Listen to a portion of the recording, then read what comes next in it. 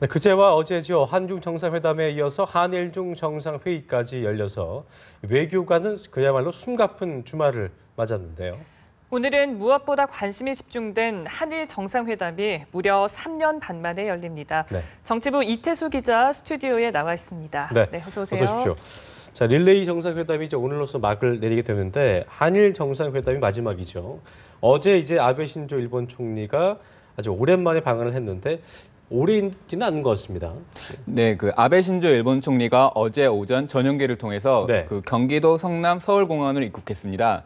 그 아베 총리가 한국을 찾은 거는 2012년 12월, 그러니까 두 번째 임기를 시작한 뒤로는 처음인데요. 네. 그 처음으로 집권한 2006년 9월에 당시 노무현 대통령과 정상회담을 해서 방한했으니까 예. 9년 만에 한국을 찾게 된 겁니다. 예. 그 참 오래간만의 방한이지만 우리나라에 머무는 시간은 채 30시간이 되지 않는다는 관측인데요. 예. 어제 박근혜 대통령과 리커창 중국 총리와 한일중 정상회의에 참석했고 이후 공동 기자회견, 한일중 비즈니스 서밋, 환영 만찬 등을 함께했습니다. 네네. 오늘은 대망의 한일 정상회담이 열리지만 이후 두 나라 정상이 함께 식사하는 시간조차 없다고 합니다. 예. 처음에는 그나마 정상회담 시간이 30분으로 예상되는데 이후에 확대 정상회담이 1시간 추가되면서 그나마 90분간 만나게 됐습니다. 그렇군요. 이 한일 정상회담의 성사 과정도 순탄치는 않았던 것 같은데요. 역시나 일본군 위안부 문제가 아주 뜨거운 감자였죠. 네, 이번 정상회담은 그동안 경직됐던 한일 관계를 개선할 수 있는 기회라는 점에서 한일 양국에게 무척이나 중요한 기회인데요. 예. 그동안 두 나라 사이의 관계에 발목을 잡았던 건 일본군 위안부 같은 과거 역사 문제였습니다. 박근혜 대통령은 몇몇 언론과 인터뷰에서 이번 한일 정상회담을 계기로 위안부 문제가 올해 안으로 타결돼 피해자의 상처가 치유되기를 진심으로 바란다고 밝혔는데요.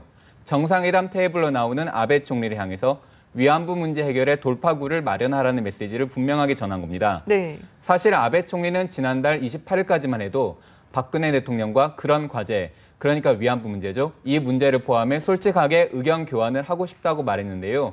박 대통령의 인터뷰가 나간 뒤로는 위안부 문제에 대한 일본 정부의 입장은 이제까지 밝혀온 대로다. 전제 조건 없는 정상회담을 하고 싶다고 그동안의 입장을 반복했습니다. 네. 결과적으로 정리하면 두 나라가 정상회담의 필요성을 느끼고 있었지만 어쨌든 위안부 문제라는 그 의제를 두고 막판까지 힘겨루기를 하다가 그것 때문에 그 여파로 결과적으로 회담 날짜도 임박해서의 결정이 된 건가 보네요. 그렇죠? 네, 맞습니다. 그 청와대 관계자가 그 회담 날짜를 우리가 먼저 2일로 제안했다 이렇게 네. 밝혔던 기사가 나왔었죠. 예. 그런데 일본 정부의 대변인격인 스가 요시히데 관방장관이 이를 모른다고 했습니다.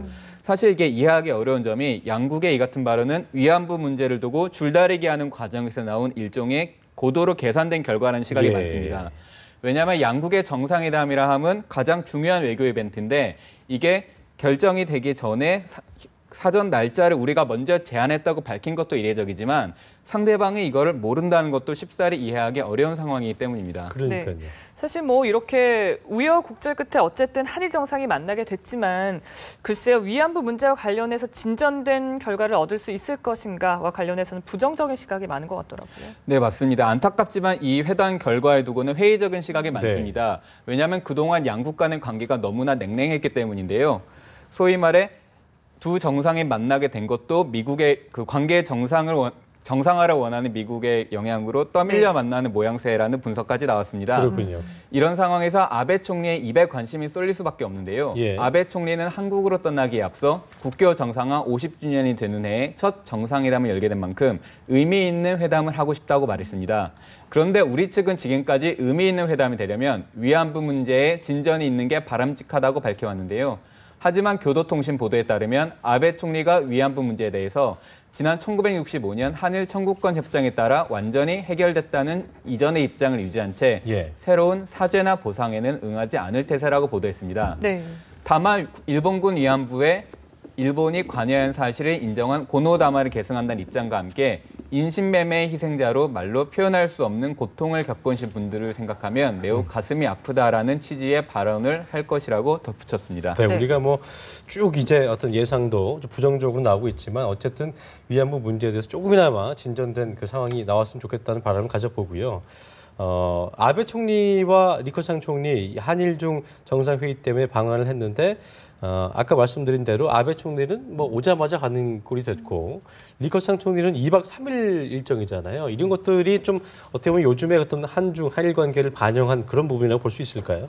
네, 맞습니다. 그 아베 신조 일본 총리와 리커창 중국 총리의 방한 일정이 네. 1박 2일과 2박 3일로 각각 다른데요. 네. 그 방한의 성격에도 차이가 있습니다. 보통 정상이 다른 나라를 방문할 때는 그 나라 최고의 손님을 예우하는 국빈 방문과 이보다는 낮은 공식 방문 그리고 실무 방문으로 구분되는데요. 리 총리는 공식 방문이지만 아베 총리는 실무 방문인 것으로 알려졌습니다. 예.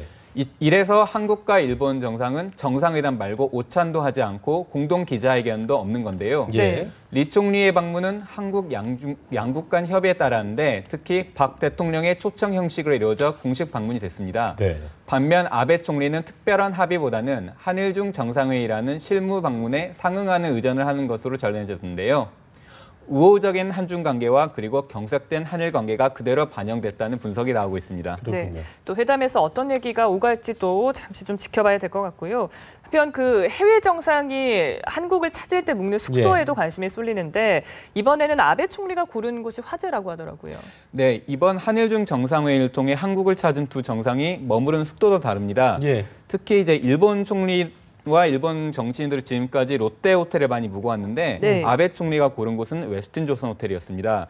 그래서 이거는 지난해 자위대 창설 기념 행사를 하루 앞두고 롯데가 대관을 취소했던 사건이 있었는데요. 네. 일본 측이 아직도 그 당시에 앙금이 가시지 않았다는 해석이 나옵니다. 예. 리커창 중국 총리는 지금까지 방한했던 중국 정상과 마찬가지로 신라 호텔을 골랐는데요. 언덕의 자리에서 경호에 용이하다는 장점이 있고 또 한 가지 재미있는 건 호텔 외벽이 붉은색인데 중국인들이 선호하는 그 붉은색이라는 점도 한 가지 영향을 끼쳤으리라는 분석입니다. 네. 네. 어쨌든 뭐 좀 뒤끝이 있었던 얘기인 거네요. 예. 한중일 정상회의 어제 있었는데 일본 측과 우리 측은 이제 그야말로 정상들이 왔고 중국에서는 리커창 총리가 왔잖아요. 이것을 두고 시 주석이 있는데 왜 리커창 총리가 왔나 이런 얘기도 나오고 있더라고요. 이유가 뭘까요? 네, 그 말씀하신 대로 중국의 권력 서열 1위는 시진핑 국가주석입니다. 네. 이번에 방한한 리커창 총리는 이제 권력 서열 2위죠. 근데 이거는 집단 지도 체제라는 중국 특유의 정치 지형 때문이라는 분석인데요.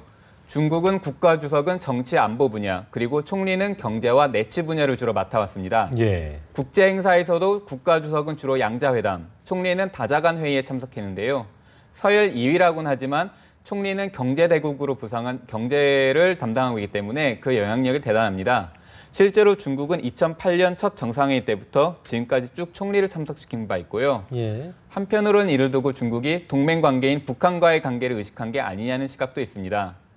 그 또 한 가지 이번 회의의 공식 명칭이 한중일이 아니라 한일중 정상회의인 점도 재미있는데요. 네. 우리가 보통 일상생활에서는 한중일 하니까 이제 저 역시 이 한일중이란 그러니까요. 말이 입에 입에 붙는데 있어요. 꽤 예. 어려운데 네. 행사 이름이 이렇게 한일중인 이유는 일단 주최국인 우리나라가 맨 앞에 오고 네. 이 다음에 주최 순서인 일본과 중국 순서로 한일중 이렇게 붙였다고 다음에는 합니다. 이제 그렇군요. 일중한이 되겠네요, 그죠? 네, 맞습니다. 그렇죠. 알겠습니다. 오늘 말씀 여기까지 듣겠습니다. 고맙습니다. 고맙습니다.